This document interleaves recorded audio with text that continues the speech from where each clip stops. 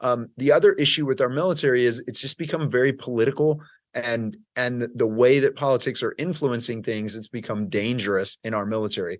What's happening now, the huge fight we're having now, is our military, the same military that said, if you don't get this vaccine, even if you've had COVID and you're at no risk, right? You've survived COVID, you're not going to get COVID again, or you're unlikely to get it again. You're at low risk, like a young Navy SEAL.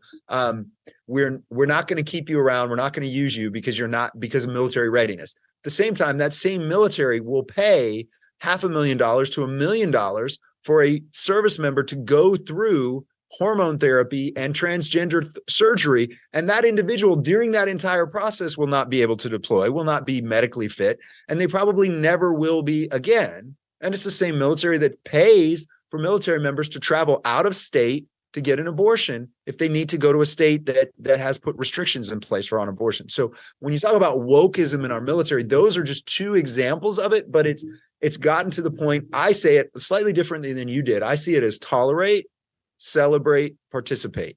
That's the sin.